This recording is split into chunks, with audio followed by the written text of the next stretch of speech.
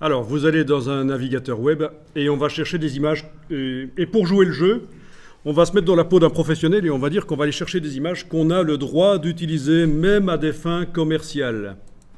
Parce que ça existe sur le web.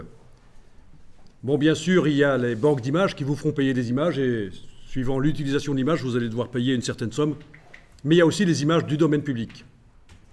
Alors c'est un sujet un peu controversé parce qu'il y en a qui trouvent ça détestable d'utiliser des images qui viennent du web.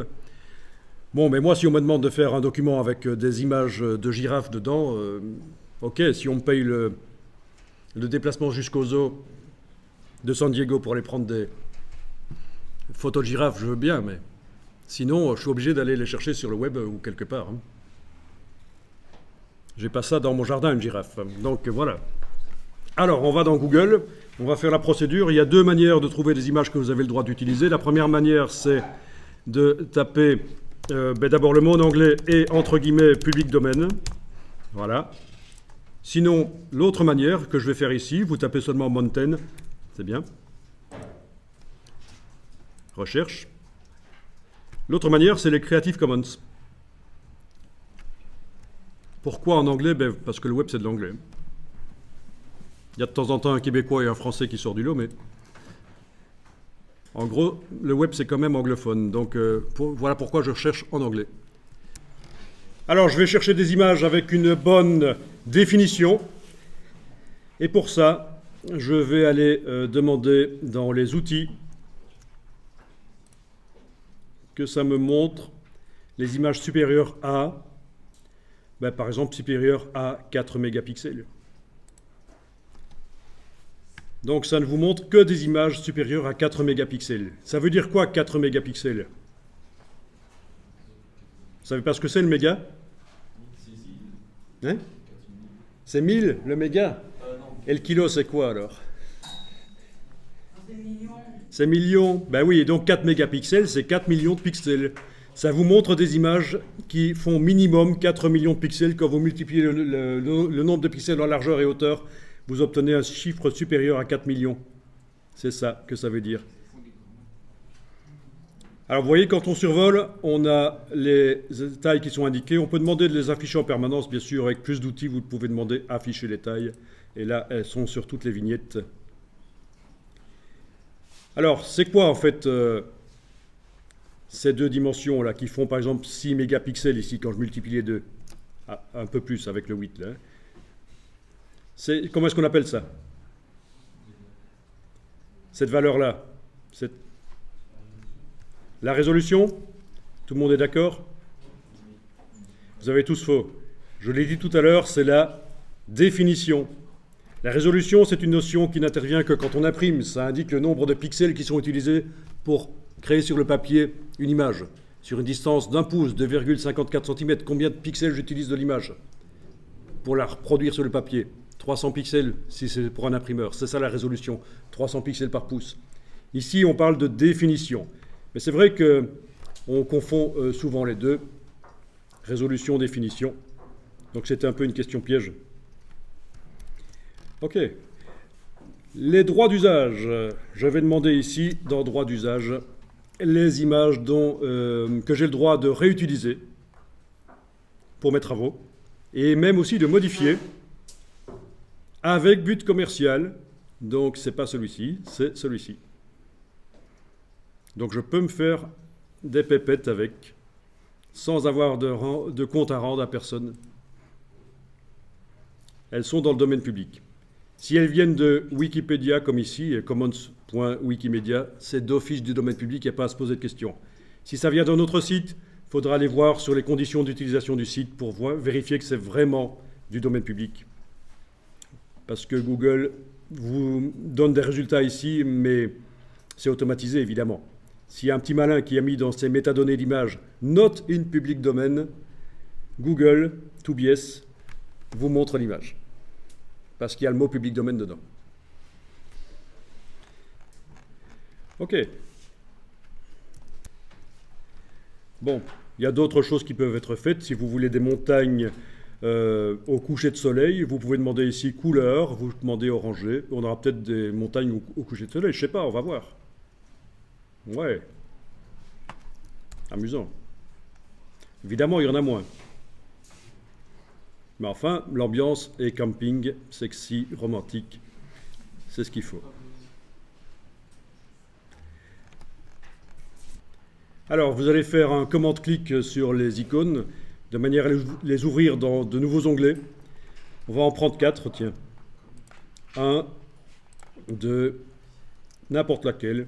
Si ça ne marche pas, parce que ça vous amène vers un site qui vous demande quelle est votre adresse mail, vous passez à une autre. On ne va pas s'ennuyer avec des sites qui veulent récupérer vos données.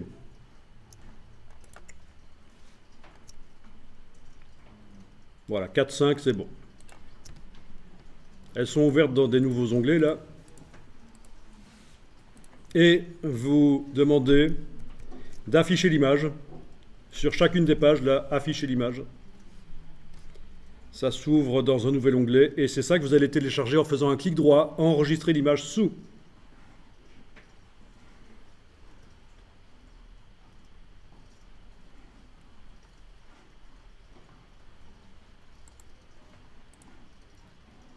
Et vous allez l'enregistrer où? Sur le bureau. Pas dans le dossier d'assemblage, parce qu'après, à la fin, on fera un nouveau dossier d'assemblage qui va de toute façon tout réunir. Donc, on ne va pas s'ennuyer ici. Vous allez mettre ça sur le bureau. Donc, dans la boîte d'enregistrement, évidemment, vous devez l'agrandir si jamais vous avez un truc rikiki comme ça qui arrive. Faites un peu de gonflette et ici, elle devient plus grande. Voilà. Sur le bureau, donc, vous devez créer un nouveau dossier. Vous allez cliquer sur « Nouveau dossier » là en bas à droite. Et on va appeler ça « Montagne ». Alors, je vous dis tout de suite, mettez pas de chiffres qui commencent les noms de dossiers, que ce soit pour les dossiers, mais aussi pour les images. Si jamais vous téléchargez une image et qu'on se rend compte qu'elle commence par un chiffre, on va la renommer, parce qu'en fait, les scripts de InDesign foirent sérieusement quand les images commencent par des chiffres. Et on ne voudrait pas. Voilà, donc même chose pour tout. On clique, là je fais même à la volée. Pour passer d'un onglet à l'autre, le raccourci c'est CTRL tabulation si vous voulez. Ok, il y en a certaines qui ne sont pas géniales, ça pose des problèmes. On va voir. Ouais, il demande un login, ça me gonfle. Je vais prendre autre chose.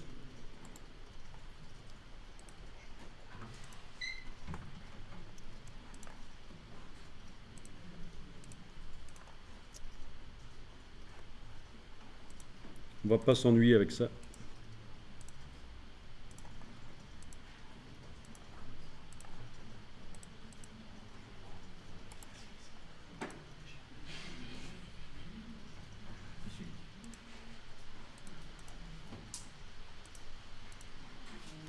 Eh bien, ils ont envahi tout, ceux-là.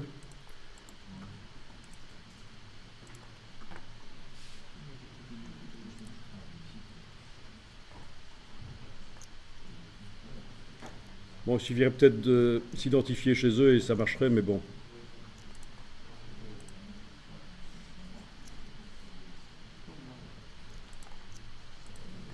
Ok.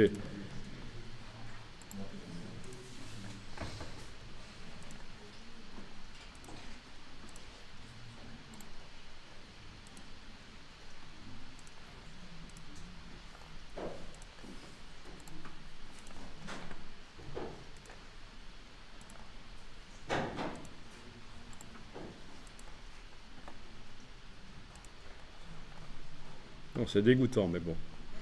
Ok. Donc, on a notre dossier avec les montagnes et qui est sur le bureau, là, voilà, à côté de notre dossier d'assemblage. Et alors, dans InDesign, il faut utiliser des images au format Photoshop.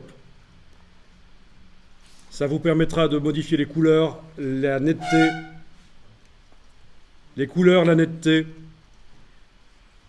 dans Photoshop en parallèle de InDesign. Donc voilà, est-ce que vous avez bien quelques images de montagne aussi qui ont été téléchargées? S'il y en a une qui commence par un chiffre, remplacez le chiffre, mettez des lettres avant.